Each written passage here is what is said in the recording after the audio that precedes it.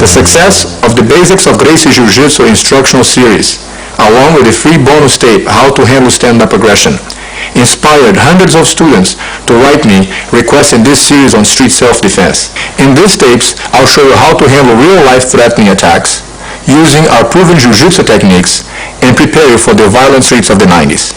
We will now review a variety of scenarios.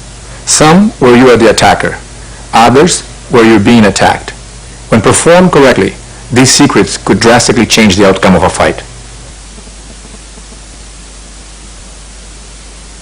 Sometimes during a confrontation, you feel that the person that you're arguing with deserves to get hit.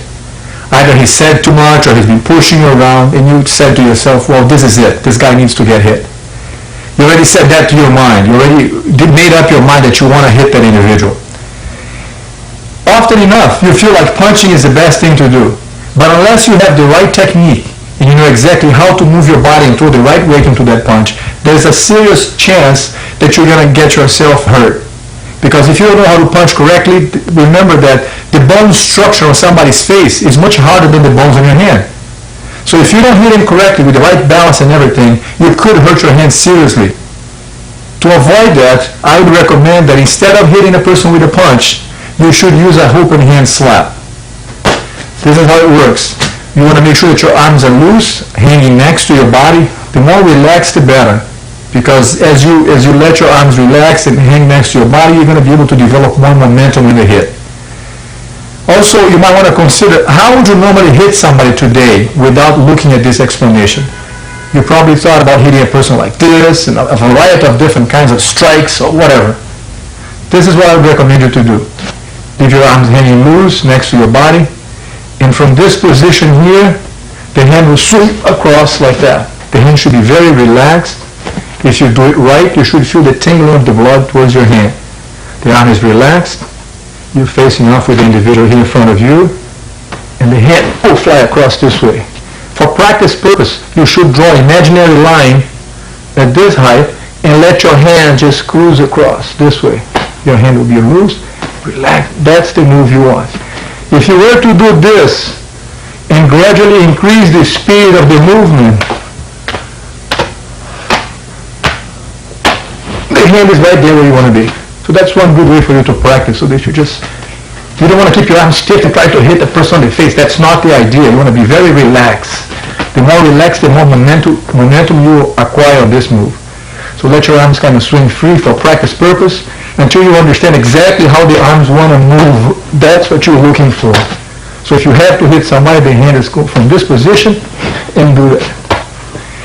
I almost draw a backwards C with my arm. My hand will go this way. You don't want to do this and that because it becomes too obvious. From this position, my hand will, it's a one continuous motion. Go around like this.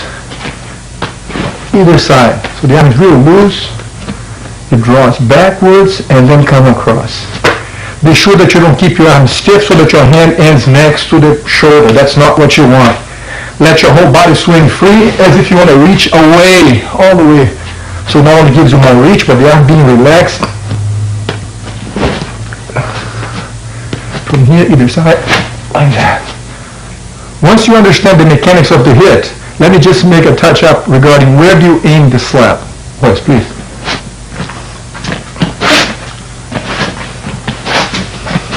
What you want to do is have a relaxed hand, as I said, and aim for the ear. You want to hit with the palm of your hand flat on the ear. So the idea is to be here and just go bing with a slap on the ear. That's the plan. That's what you're looking for as a target. Relax the arm and go flat on the person's ear. Okay? Another situation is when the person comes up to you and start doing one of those moves and getting really close, pushing you back and forth, and you like to make him uncomfortable attack. He's getting so close and pushing you back with his chest, which is a very common attitude sometimes. The guy say, hey, what's going on? What do you want to do? Moving like that. So if the person is getting too close like this, pushing you back, I'm too close for a slap. I don't have the angle that I want. So what I recommend you to do at this point is say, hey, why are you doing this to me? Talk from here, and from this angle, use an elbow strike instead. So move back a little bit. The idea is from, if I'm here, And if the person gets real close, I want to put my hands on the chest like this, again with my arms and shoulders real loose, so that I can now swing the elbow hit and use that as a weapon. Instead of punching the person or slapping because now he's too close, you say, hey man, what's happening? I didn't do anything. And then bing, hit him from here with the elbow. Be sure that your hand, when you hit, the hand is this way, so that the face of the bone is what's going to hit him. You don't want to keep your hand down so that the padded part of the arm is going to be striking the person. This is the move you want. As far as the speed goes, it's almost as if you're swinging the punch, but you want to bring your hand inward so that the elbow is what sticks out. So if the person is here, he comes up close to me like this, but I'm going to take him for the trash. And the guy does this, doing this move, he say, hey, bing, and then you hit with this. That's the idea. So instead of just using your hand, feel free to pivot on the ball of your foot so that your body can spin around with that. So from this position here, I put my hands on the chest, I say, hey, what's going on? I put my hand here, relax my shoulders, and then swing with the whole body weight.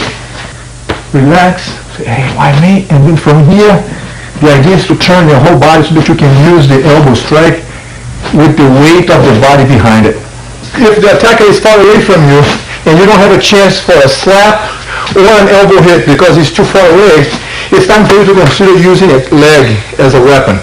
In this case, what you want to do here is that you want to kick at the knee or at the stomach, but never too much higher than that. So from this position, what I'd recommend is that you use the leg to something like this and eventually work on closing the gap. So if the person is here, I want to use the leg and then come in to wrap the person this position. On the other side, please. So from here, what you want to do is that you want to lift your leg and snap on the go for this. Safer to keep the kick towards the knee than to try to do too much high kicks because it's easier for him to grab your foot. So if the person is doing this in a fighting stance, what you want to do is that you want to use that leg and then come in to wrap him up. Yeah. So you want to stay close with him. Then eventually work your way around to do the same kind of throwing that we talked about.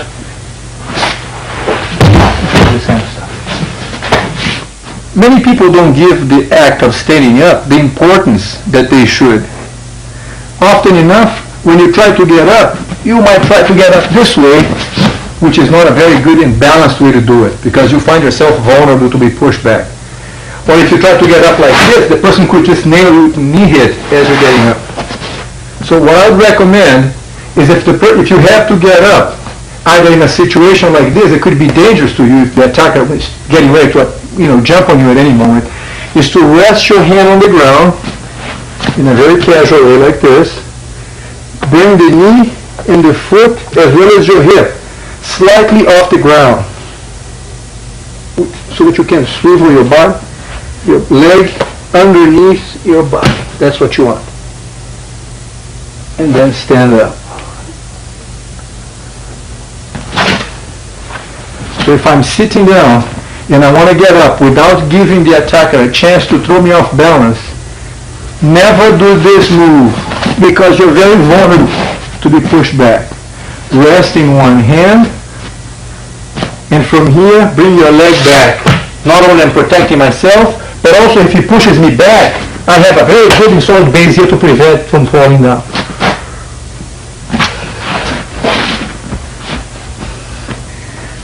The trick is to rest on one hand and let your leg rest on the ground. That's what I want. Very casual, very comfortable position for me.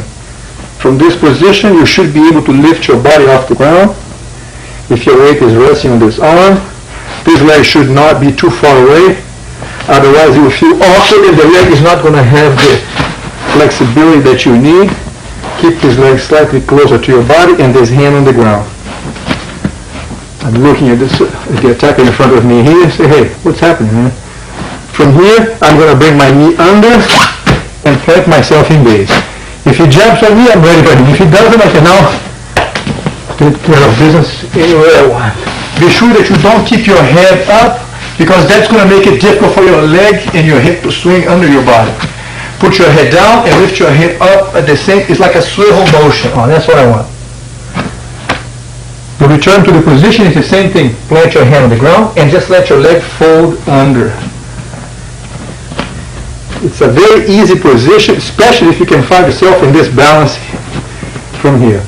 If you need it, if the person is becoming very aggressive towards you, you can actually kick him away and bring your leg under.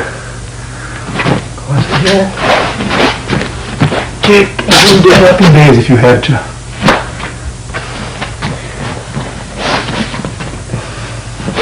If you're on the ground and the attacker starts to move around, you want to keep your feet always towards him so that you can keep him away. You don't want to stay here and let him walk around towards your back, because now once again you're vulnerable for him to kick and jump and grab you from behind. So you want to make sure that you're doing this rocking motion with the arms relaxed, just helping my body up. And as he walks around, I'm always turning. My arms are relaxed. My body will carry the legs, and the legs will carry the body. So that's the move. I'm always like this. Oh. If you keep a very low, your body very low, it becomes very tiring on your stomach. You want to make sure that you sit all the way up, because that will help you to rest your stomach in the middle of the motion. So that's the move. The idea is to do this. To sit all the way up and then come down. That's what you want. Always with your feet following him, so that as you walk up and down, my elbows could be helping me up. Very relaxed at this point. So I'm here.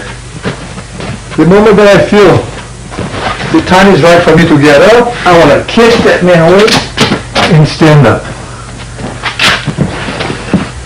So from here, he's walking around.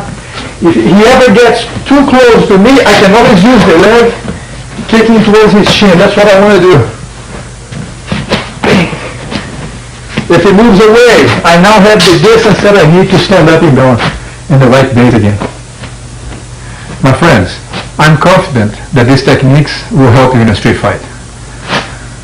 I want to thank Horace. See you next time.